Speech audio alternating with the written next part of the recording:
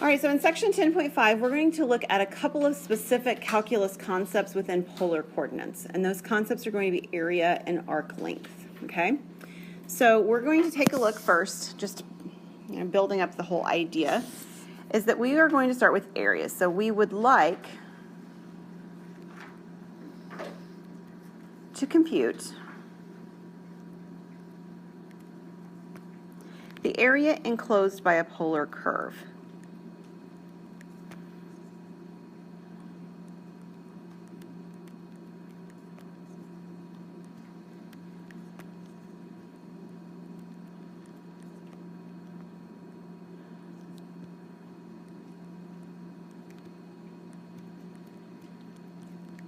Since such a graph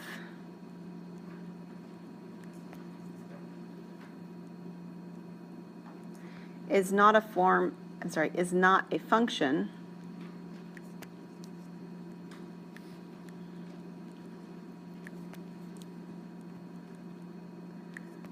of the form y equal f of x, we cannot use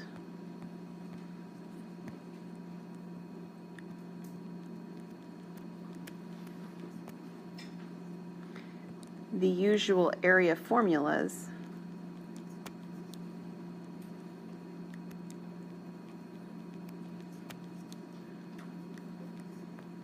developed in Chapter 5.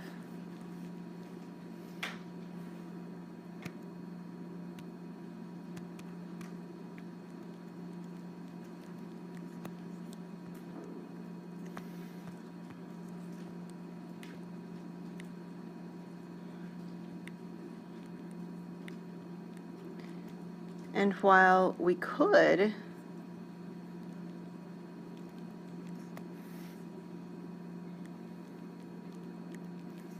convert our parametric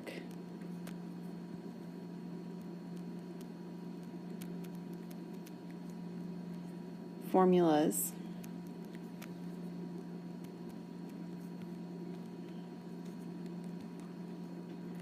from 10.2, that would be one way to do it. A simpler approach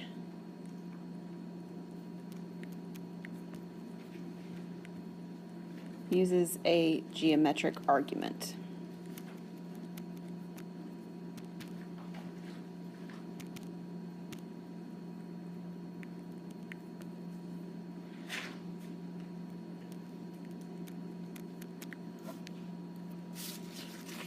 So as you worked in polar coordinates on section 10.4, your shapes were all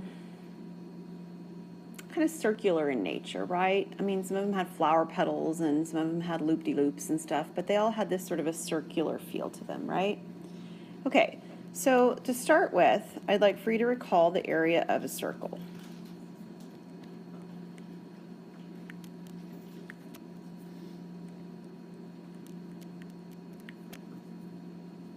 So if we have a circle with radius r,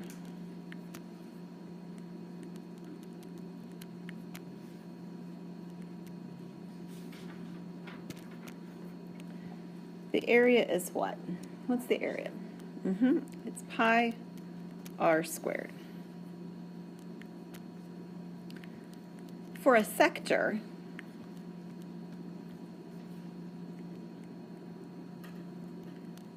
of the circle,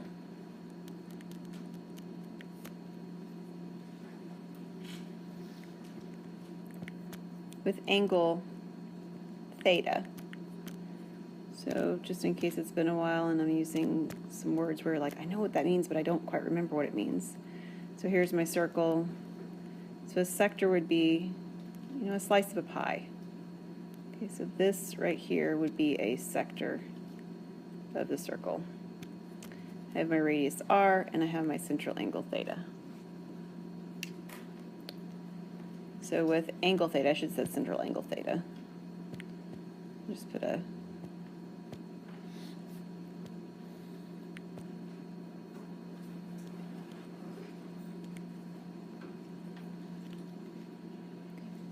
So when we have that happen, It's just the angle over the total degrees. yeah, then what happens is that when we take pi divided by 2 pi, I didn't say that right. When we take theta, I wrote it right, theta divided by 2 pi, that's the ratio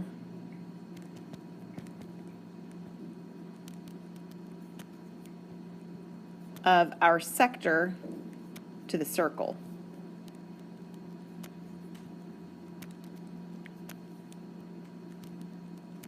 Right, the angle measure theta is compared to the entire angle measure for a circle, which would be 2 pi. That would be, if I divided it, that'd be the percentage it is of our circle, or the proportion it is for our circle, okay? So that's exactly where I was headed, though, Ethan. So the area of a sector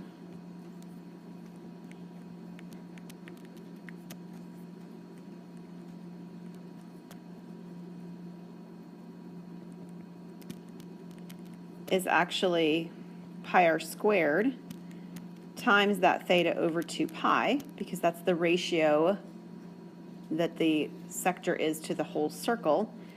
And if you simplify, that actually is just 1/2 r squared theta. And I know you've done sectors before. I think Calc 2 is where it shows up. This is the area of a sector.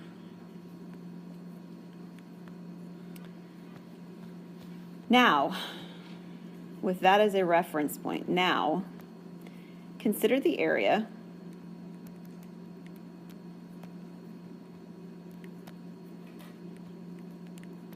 enclosed by a polar equation.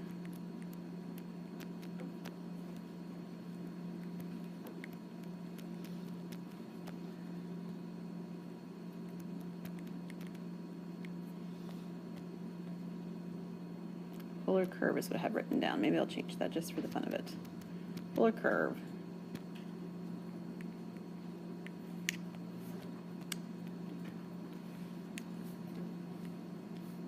Defined by r equals f of theta. So it's a function of theta. And it's trapped between rays. So, and the rays. Theta equals alpha, and theta equals beta.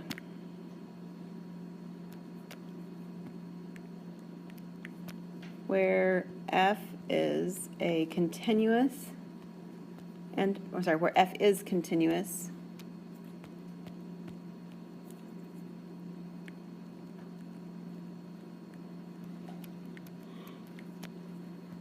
and positive,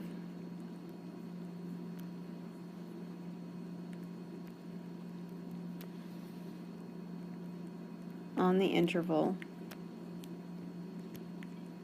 from alpha to beta.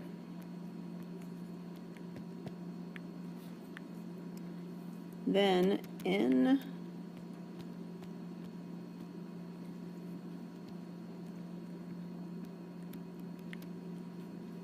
the same way we partition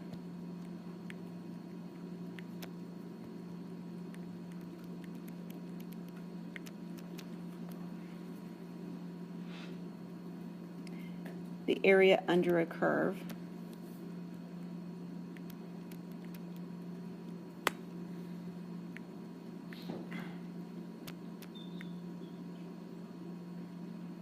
into rectangles,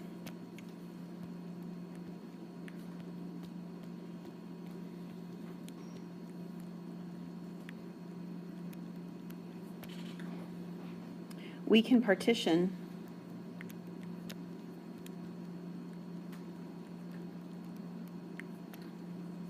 this area into sectors.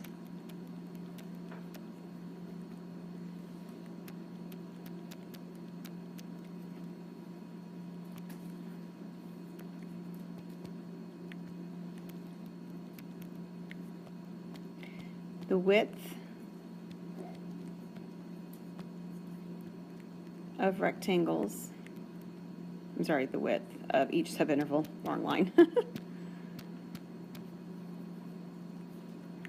The width of each subinterval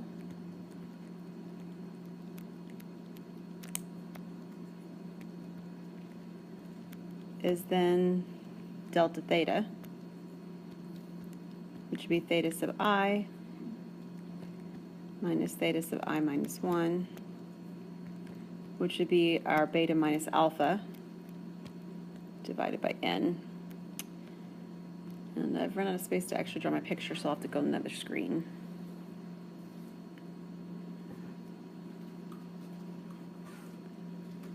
Okay. Does everybody have this so far? I'm good to switch? Not quite. Okay. So let me draw a sketch of what's going on. Yeah, n is the number of subintervals.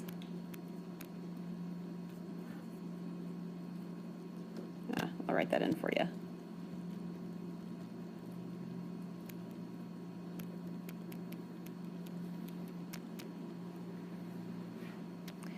So we have our rectangular coordinate system,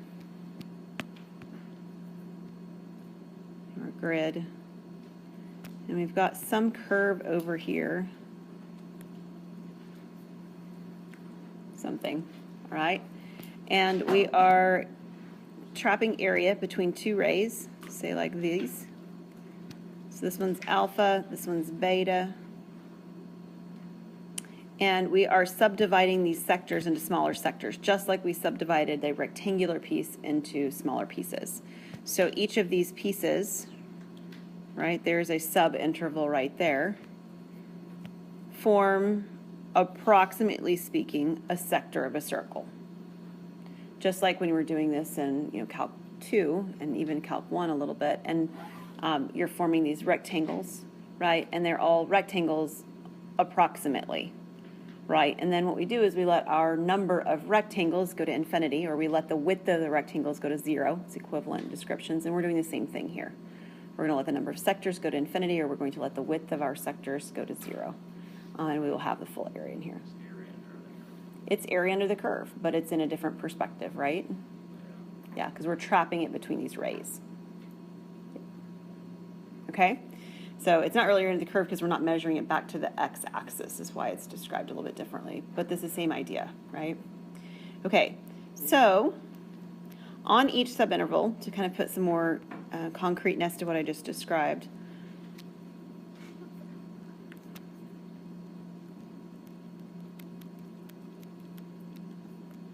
we approximate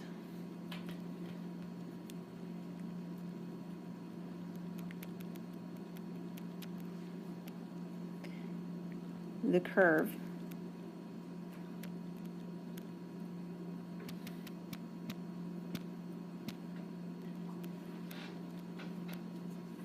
with the circular arc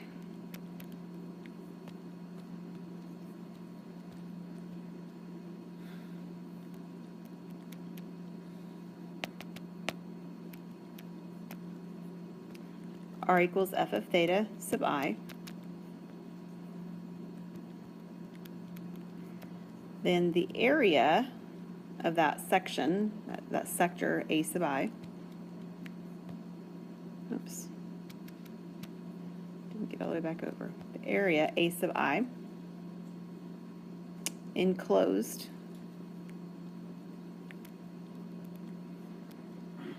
by the curve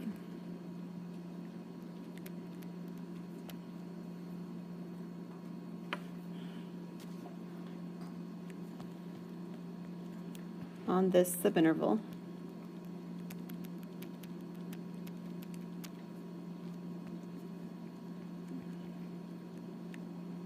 is then approximately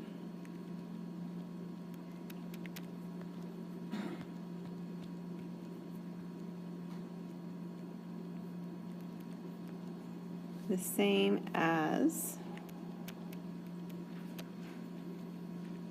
the area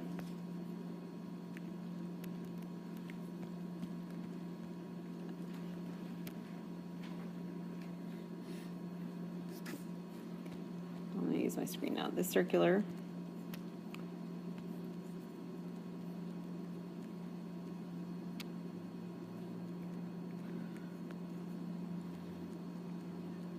sector of radius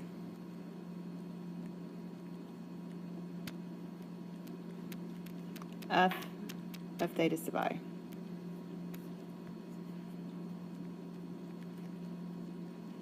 And central angle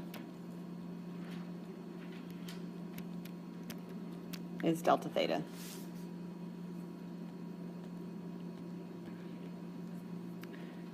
So A sub I is the area of a sector, so it's 1/2 r squared times the angle measure, which is delta theta. And we said that the r itself was the same as this function, f of theta sub I.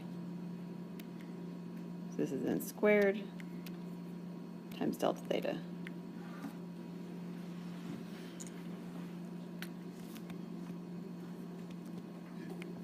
The total area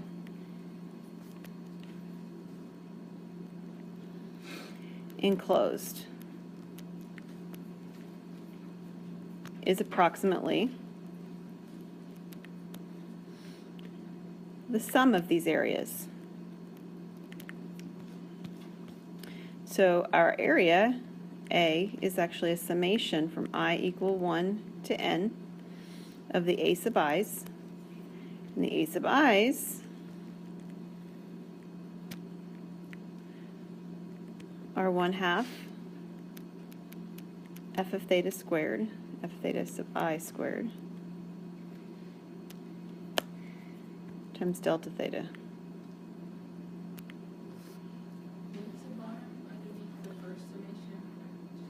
I equal 1. They both are supposed to say I equal 1. Let me see if I can make them say it a little bit clearer. We're subdividing, like my picture, we're taking this big interval and we're cutting it down into infinitely many smaller intervals. So each of those intervals have just a subscript. It's just like when we're adding together multiple things with the rectangles. We do it the same way. So it's just a way of representing that we don't know exactly how many rectangles, or in this case, how many sectors we have. And so we're subscripting them.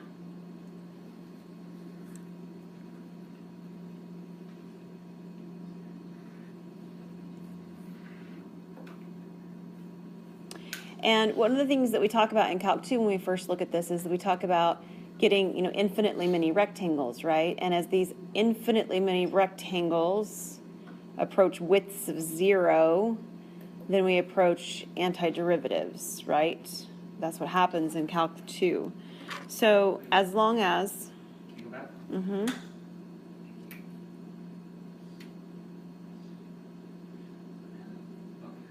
Got it?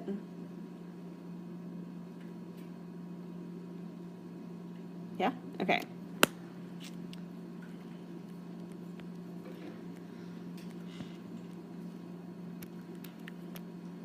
So as long as we have done this numerous times,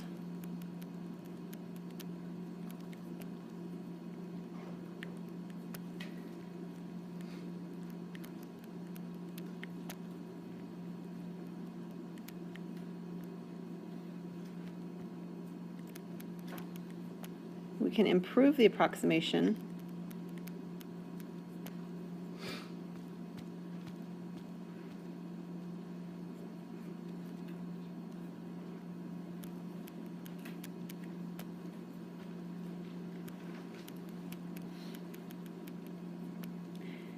by making n larger, right? More and more and more rectangles, making n larger. And then taking the limit as n goes to infinity, we have the following.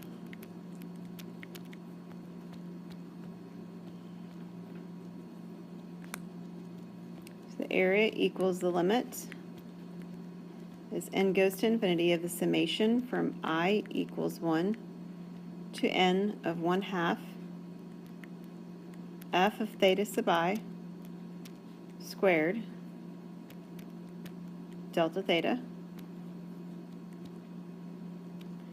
which is the integral from alpha to beta of 1/2 of f of theta squared d theta.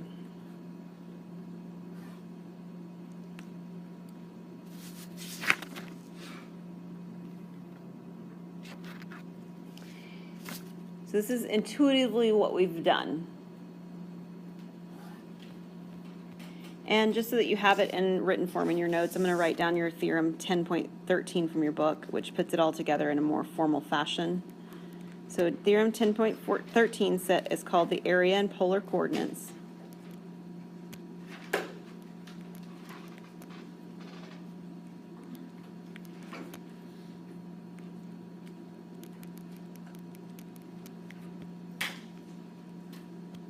And it says if f is continuous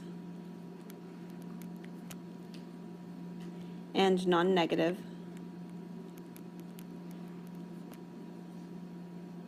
on the interval a to b,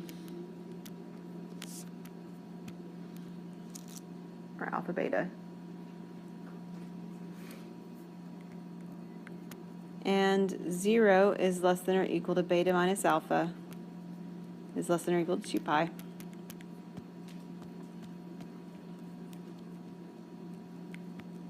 Then the area of the region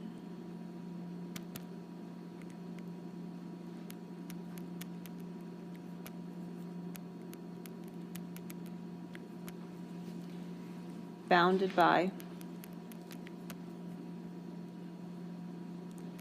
r equals f of theta, theta equals alpha, and theta equals beta,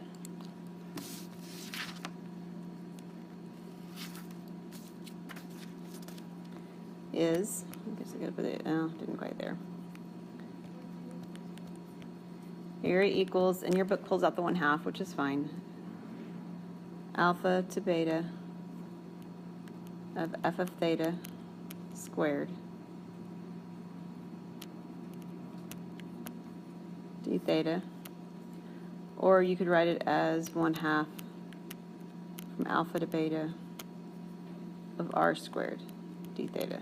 That's what f is r, so.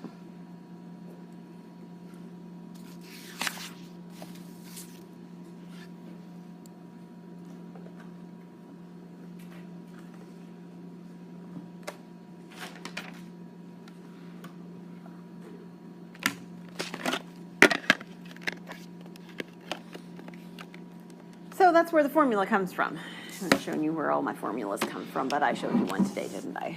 So we're going to do a couple examples to see how to use this in a particular case. And so we're going to take a look for example 1. Were you guys still writing? Sorry.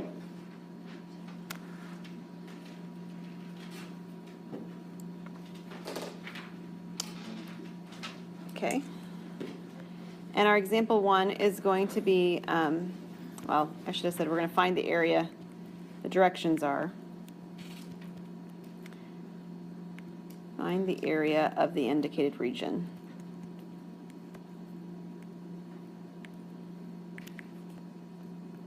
And the first example is 1 leaf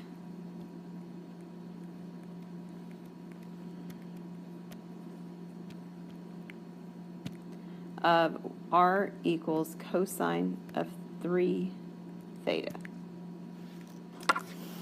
So take a moment to pause. Let's take a look at the graph.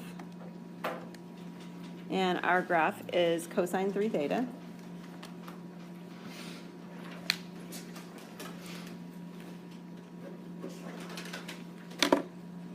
Is it 1 leaf of r cos theta? R equals cos theta? R equals cosine theta. Cosine 3 theta. Yes, 3 theta. Like that. I have no idea what my window's at, so I'm going to double check it. Alright, so my window now goes from 0 to 2 pi. That's good. My x min and my x max, I mean, these are cosine values, so I don't really need them bigger than -1 and 1, I think, right? It's pretty small. Yeah, so let's just go from -2 to 2 and see how that works. That's pretty good. -1 to 1 might actually be better, but. Okay, so, and it's not squared up, but if we did square it, That's what it would look like. Looks like, kind of like a flower, right? Petals of a flower. So we're going to get one petal. That's what our goal is to get one petal. So in our function, we actually need to know where that one petal is occurring. Makes sense? So If it's not repeating, we should know that it's each petal is 1/3 of 2 pi. So, but we've got an angle measure here that's cutting off the edges of these, right? Am I thinking my angle measures theta are doing this right? And we need to bound one of them. And it doesn't matter which one, they're all going to be equivalent. We have some symmetries going on here. But we need to know which one gives us, what theta measures actually give us just one leaf. So Ethan suggested maybe going from, what did you suggest? 0 to 2 pi 3. Okay, say it again. 2 pi over 3. 0 to 2 pi over 3. 0 to 2 pi over 3. So let's see what happens if we try that. That was too much, wasn't it? Why don't we go What are we doing? We're trying to get one petal. I just want to see one petal drawn. Why don't we go from 3 pi over No. 2 to, We could tell that made like 4 curves. 3 pi over 2 to pi over 2? Okay, then you would need to go pi over 2 to 3 pi over 2, right? Sorry. Okay.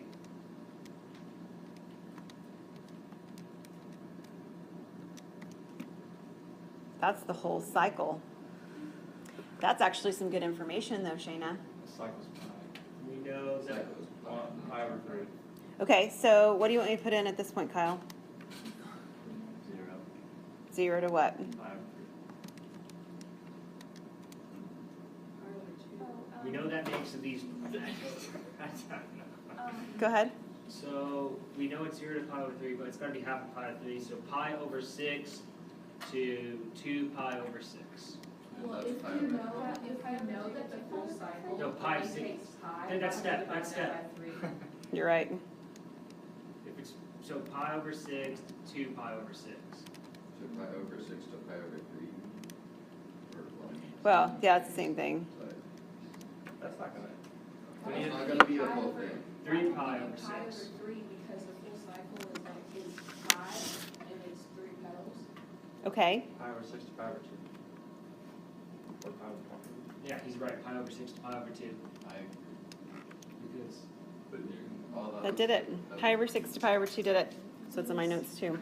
So would you like to see another way to do it than this sort of random guessing and checking, which you can do? I mean, like, but how many guesses did it take for us to get there? And some of you are like, I don't even know what they're guessing. They're just throwing out their numbers. I just have no idea what's happening. How about we look at a more concrete way to find those values instead of just random guessing as well, so you have another option. That's no fun. That's no fun. Okay, well, let's try it anyway. All right, so let's take a look. If we think about that curve, I'm probably not going to sketch it very well, but let me try to sketch at least a portion of it. We had petals that looked something like this. Okay, that was actually pretty good. That's from not an artist here, so I'm going to go with that. What we need is we need it to actually start and end at the origin, correct? Every petal starts and ends at the origin. So like some of the things you guys were guessing didn't even start or end at the origin, right? So if we could figure out what starts and ends at the origin, that would be really good. But what is starting at the ending, the origin? What happens? What is that in terms of a polar equation? What value? R equals 0. It means r equals 0. If I'm at the origin, it means r equals 0. Everybody good with that? Okay, so what I really need is I need my r value to equal 0. In particular, that means I need to figure out where does the cosine, in this case of 3 theta, equal to 0. Well, you know where your cosine values equal 0. So where does cosine equal 0? pi over 2. Okay, pi over 2. 3 pi over 2. And of course, it keeps repeating. And depending on what my angle was in the inside, I might have to write more of them. This will be sufficient. And that would be pi over 6 and 3 pi over 6. Okay, so I could actually solve this for theta then by dividing by 3. So this would give me pi over 6 and pi over 2, right? If I multiplied by 1/3. So there's the pi over 6 and the pi over 2 that we finally landed on at the end, right? And we could at least confirm it, even if we had started here, we could confirm it with the calculator to make sure that it really gives us that full cycle of one of the petals. So my area formula that we created is 1/2 the integral from pi over 6 to pi over 2, you got it, of what?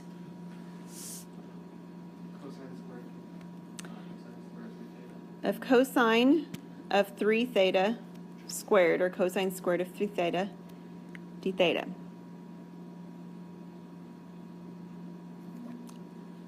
And you need this piece of paper. I'm so glad we got that printed out, aren't you, Hannah? Okay, I was looking for it, I couldn't find it for a long time, actually. So somewhere in Calc 2, somebody talked about what happens when you have powers of sine and powers of cosine, and you learned how to decrease the powers in order to make things work. And so I need for this angle, I need for this cosine squared to be decreased by something. And do I have it on here?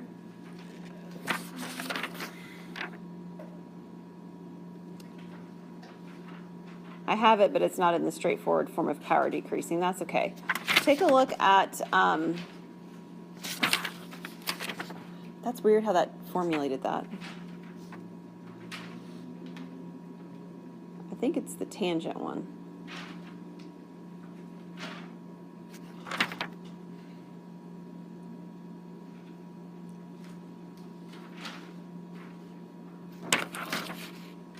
It's cosine double angle, that's what it is. Sorry, it didn't format things right. Okay, so on your paper, on the bottom far left, it actually gives you this angle. It tells you that the cosine of 2 theta is equal to the cosine, I'll write all three of them down there, cosine squared of theta minus sine squared of theta.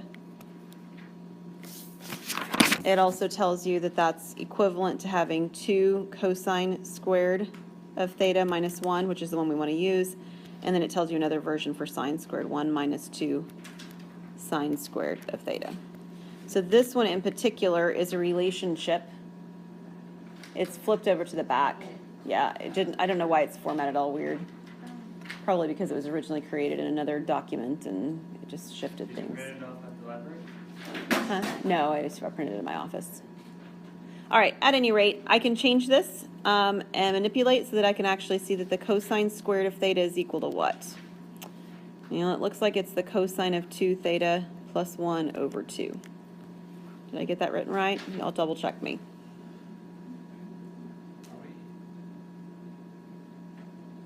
Are we what?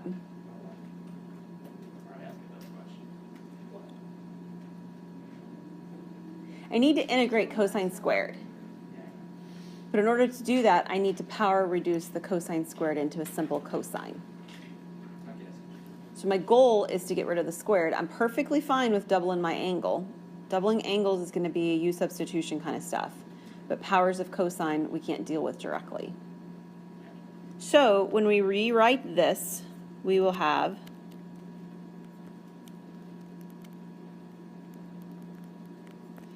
cosine of 3 theta. So my 3 theta is my angle, right?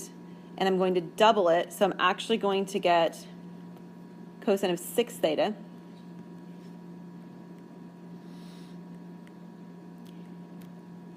minus, was it 1 or 2? Plus 1 over 2. Yes, we can pull the over 2 out. Okay, is everybody okay with that substitution? I'm confused on how you got from cosine squared theta to the thing on the right. From cosine squared theta, Like, would you box? what I put in the box. Do you see the part where I highlighted it in yellow above? I just moved things around. I added the 1 to the other side and then I divided by 2.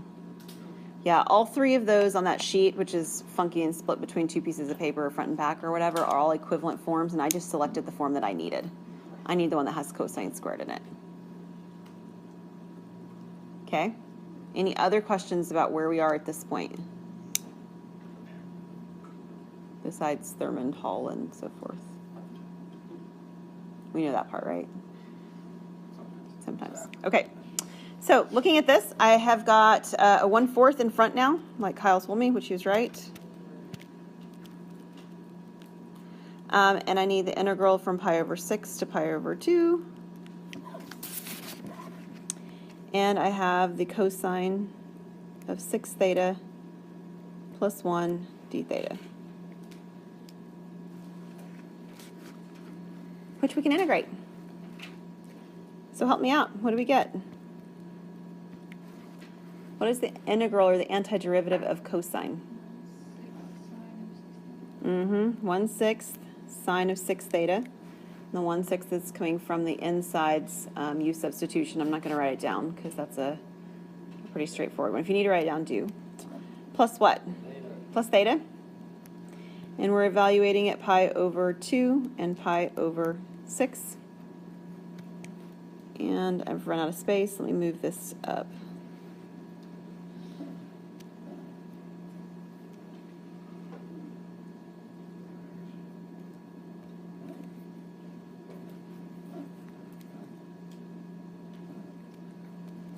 So if we evaluate at pi over 2, we have 1/4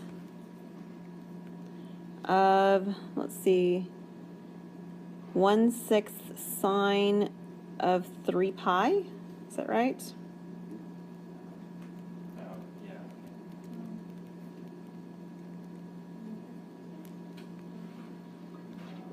Antiderivative of cosine would be positive sine. Oh, no, I just. Oh, you're evaluating. I'm sorry. And then we have plus pi over 2. And then have minus my 1/4 of 1/6 sine. Let's see, I have pi over 6 times 6, that would be pi. Plus pi over 6. Okay, are all the pieces there right? I've got them out of order from what I've written down originally because, you know, we were doing it together, so going back and forth. What's the sine of pi?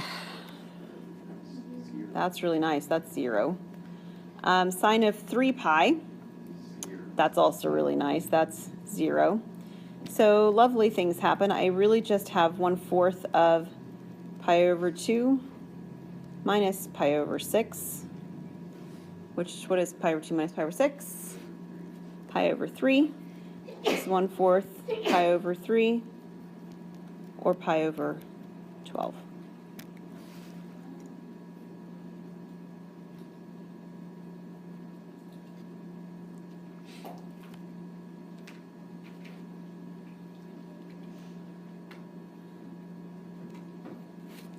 Okay, so we're going to do the setup for the next part either, at least. We're not going to get finished with this. We're not even close, actually.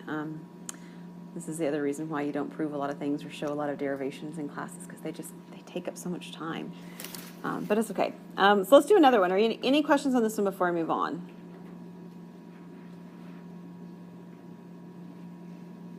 Okay. Shana was giving me funny looks. All right, this is problem number 2. This is the large loop of r equals 1 plus 2 sine of 2 theta. Do we have time for this last one? No, I already said we weren't going to finish it. We're just going to start it. You guys are all coming back next time anyway, right? We can start without it finishing. It's okay. All right, so go ahead and grab a calculator. Let's put in 1 plus 2 sine 2 theta. I'm going to put my window back from 0 to 2 pi because I don't really know if it's going to complete it within the cycle we did. And I think we need to go bigger than -2 to 2. Maybe -3 to 3 for my x min and max.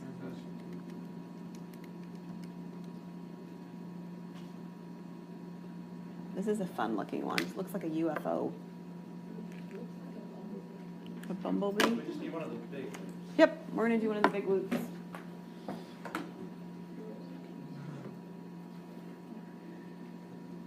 Just for fun, I'll make you graph it again. So we gotta do the small and the big? Nope. The directions on this one just says one of the larger loops. We're only going to do the larger loop. 0 to pi over 2.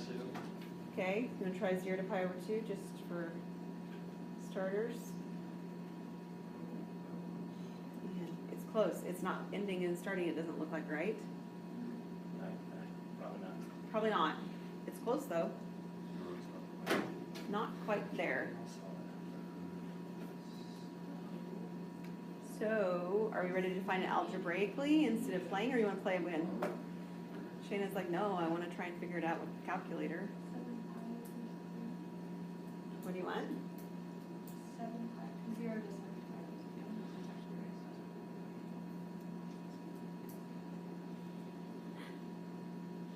Just do- 7 pi over 3 is more than 2 pi. Oh, wait. That wasn't what we wanted. I don't think that's what you meant. 2 We should start at 0, shouldn't we? pi over 4. Well, No, it should be starting. We want to start at 0. Why do we have to start at 0? You don't have to. All right, We go have back. to make sine negative 0.5. Because if it's if the Oh, yeah. sine is negative 0.5 times 2, it's negative 1. Okay. Algebra. So it has to be negative. You're like, he's already going into algebra, Yeah. right? Yeah, that's true. So, You can do that. That's what I'm about to do here in a second. Yeah. Algebraically speaking. What about Algebraically speaking. What do you want to try, David? negative pi over 6? Pi over 6? yeah. it's- Maybe not Yeah. 5, but something.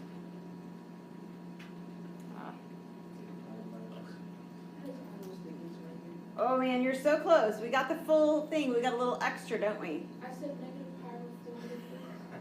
Okay, but that's going to be bigger. Negative pi over 4 to what? We already did that one. Oh, okay, maybe it's pi over 6. Negative It is pi over negative. 6. That was the right starting point. It's gotta be 2 something pi over negative. 3 maybe? To what? 2 pi over 3? Is that? No, that's. That sounds way big. Probably. Nuts. Oh no, it's the same as before. Wouldn't it be, Okay, one more try and then we're going to do algebraic and we'll stop for today. Pi over 12, since we've got the 2 there, right? Okay, If so that's where it negative started. pi over 12. I agree. So we start another. We didn't start with a negative. Ah, yes, he has a point. 3 pi over 4. 5 pi over 12. Oh, okay. 5 pi over 4. I thought it'd be 11 pi Oh, over that 12. wasn't enough. 3 pi over 4. 11 pi over 12. Well, So 11 pi over 12 would work. I- Too No. much. Ah, Dang. All right, you guys have you've exhausted our time to play. So we're going to go back and do it algebraically real quick and stop. Okay, so we need what? 0 equal to. Yeah, we need the 0 to be r, right? And so we need to go Negative 1/2. like so.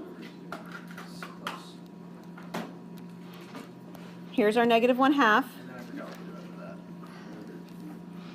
This is sine of 2 theta. Okay, so you have to think about unit circle stuff, right? Where does the sine value equal negative 1/2? I'm sorry, over 4. Yeah, so that's where some of these pi over 6 values that other people were, getting are coming from is from that. So it's from negative pi over 6, or at negative pi over 6, and it's 7 pi over 6, right? Those are the two values. But then this is where, I didn't write that right, my bad. Sine 2. Yeah. 2 theta is what I meant to write down there, right? The sine value equals negative 1/2 when we're at those angle measures. So our angle measure 2 theta is going to do that. So let's try theta from negative pi over 12, which you guys were already guessing, to 7 pi over 12. And we were so close because we tried 5 pi over 12 right before I let you stop. Check and see if it works. Does that give you the larger loop? What? Did it work? Awesome. Okay, so we'll pick up here next time. We'll find this area. We're also going to talk about arc length. We will be pushing your test into next Wednesday. Okay, so between what I do here and finish this up on Friday, whatever I do on Friday, plus if we have anything hanging over our heads onto Monday potentially, or we'll review Monday if we don't, then we'll have a test on Wednesday, okay? Right before fall break, and then you can take a break because you'll have just had a test, no homework.